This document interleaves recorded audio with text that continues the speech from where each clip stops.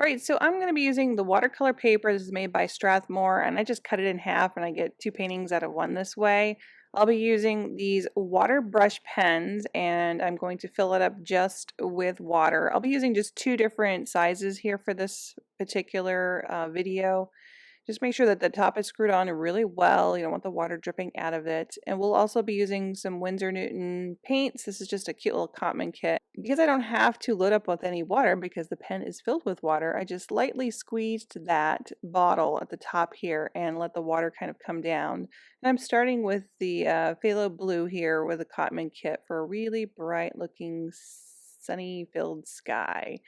I'm trying not to fill this entire area in with the color. You can see that I'm squeezing my pen a little bit here so that it lightens the shade, because with watercolor, if you want a lighter shade, you just add more water to the pigment. So you can kind of blend this out and get a few different shades by doing that. Really quick and easy sky, right? So I'm going to add just a little bit of the ultramarine blue to that, just because I like to have a couple different colors.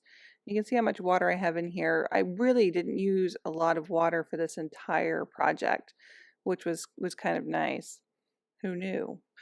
So I am adding a little bit of the ultramarine blue down on the bottom here for the water, so we have a little bit of variation in color. Now you can see you can make this almost dry, like doing a dry brush technique. If you don't squeeze the bottle a little bit, or the plastic on the top of your pen, you can make it very dry. Now I've obviously added a little bit more water to this, and I squeeze the bottom, and you can make this again as light as or as dark as you want.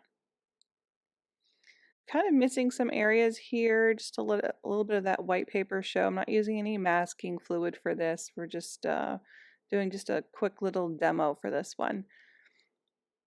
So now I'm gone into the sap green here.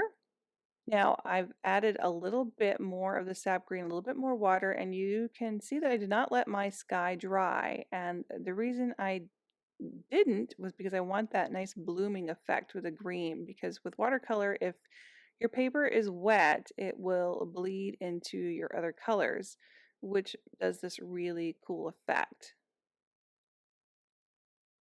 Now, the drier those areas are, the deeper that pigment will be. And that's a nice little background here. So now we'll go into a little bit of the ultramarine blue and the umber. And we're creating a very dark blue. Now, if you add too much of the brown to that, it'll be more black. So you can see it here, or a gray, a deep gray. So you can, adjust those colors. I like to mix them all in here. So you can see I go back into my palette a few times here just to kind of give a little bit of variation. And these are just rocks down in the front here, in case you're wondering what that is. You could make it a beach if you wanted to. You could use a little bit of the yellow ochre for a beach if you didn't want to do rocks.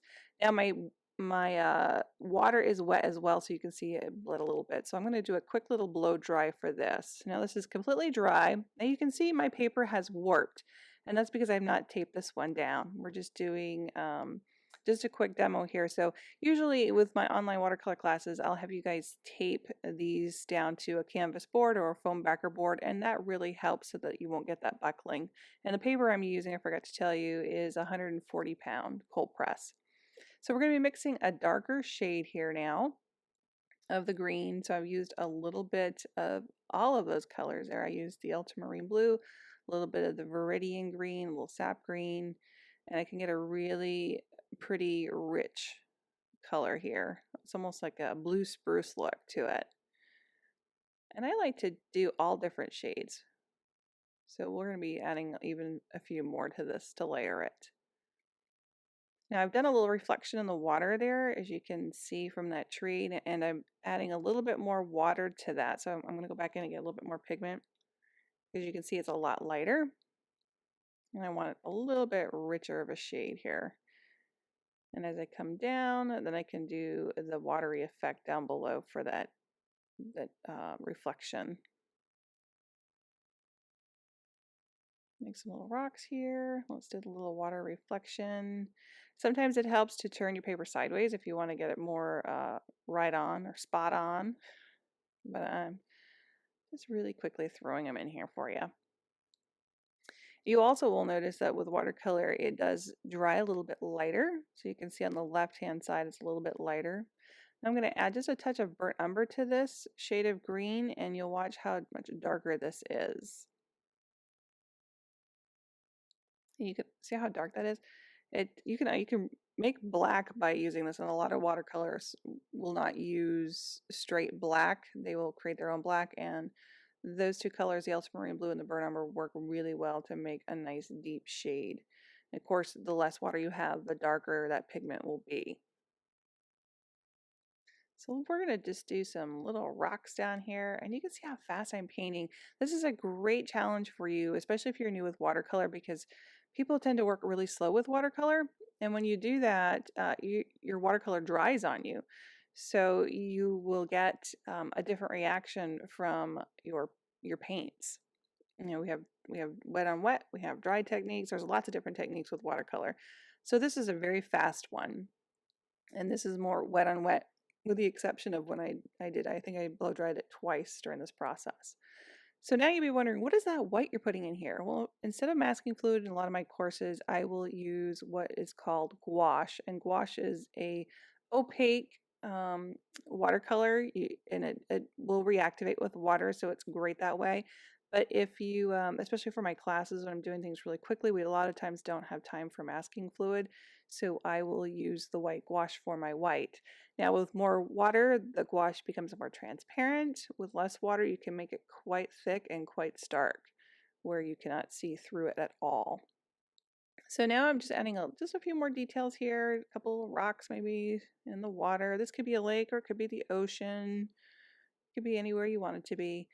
And now I'm going to add a little bit more depth to that water, using a little bit more of the ultramarine blue. And then add a little bit of viridian in there, give it a little green tint to it. It's really pretty. And if you are in different places in the country or out of the United States, of course, a lot of watercolors are totally different. I'm in Maine here, so I try to make something that's similar to where I am. So see how fast and quick that was? Really simple, really easy, but we're not going to stop here. This would be really cute. This is just a regular little frame or mat that I have in white, but I've decided I want to add a little bit of black Sharpie to this. So I'm going to give this one more quick blow dry to make sure everything's dry, and we're going to add some black pen and ink details to this. So I just have a regular old Sharpie. It's a fine tip, so it gives you some nice little details with this. You can do some really fine trees in here, look like little sticks almost. Now you can do this if you have a very fine watercolor brush, but I find that this is just really simple, really quick, and I can get a very fine line. So I'm just making some little rocks back here, a little highlight in there. Along the rocky coast here, we have a lot of these, and I'm just scribbling these little buggers right in here. You can see how fast I'm working with this. I'm not making every single rock. This is a really nice warm-up type of a painting. Let's throw a couple more trees in there. Gonna have the reflection.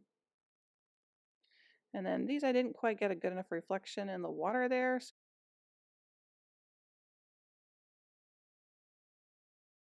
So I'm just gonna add a few more to those as well. I'll make these trees a little bit taller and get that really fine line up there. And don't forget about the reflections. And there's some more rocks down here. So I'm going to add just a little bit more of the green to the bottom reflection here and pop in just a little bit more highlights with that white gouache. Do a little blending, and I think we have it. Let's check it out. Better. It just looks more finished to me, having those little bit extra details in there with the pen work. So now we're going to attach that to a watercolor card. It's the same card that I used this on, but I'm going to do a little tearing on the edges of this because I want to make it a little bit smaller. Now you can usually use a ruler, this helps, but I want to have a little bit of raw edge on this to make it just a little bit a little bit more fun, a little bit more interesting. And be careful when you're tearing this. I'm not doing a great job. I'm trying to do this a little bit too quick. Um, so take it slow while you're doing this, and you definitely could use a ruler to help you out with that. So I'm not getting this perfect. It's not going to be perfectly even. You can see where I ripped just a little bit too much, more than I wanted to there. There we go. We'll get back on track and finish tearing this. And then we're going to just glue this right to the back of our watercolor card, or the front of our watercolor card. So I'm going to be using some Elmer's glue spray adhesive. I love this stuff. It's really quick and really easy. I've got my cardboard box here, my cracker box, and I'm just going to lightly spray the back side of that. Now obviously I'm doing this for the video, but you'd want to do this either outside or a well-ventilated area, because this does give off a lot of extra things in the air, and you could also use your vapor mask for that. So you want to do this really quickly, attach it, get that lined up, and smush it right down on there. Make sure obviously that your painting is completely dry before doing this. And again, you may want to put some books on top just to lay it down and let that give enough time to dry so it dries flat. Now I did mess up here when I was putting on there. I had a little bit of blue ink on my hand, or blue paint. I just took my little watercolor brush with a little bit of water and touch that up, and then you can usually lift that paint right off if it's light enough.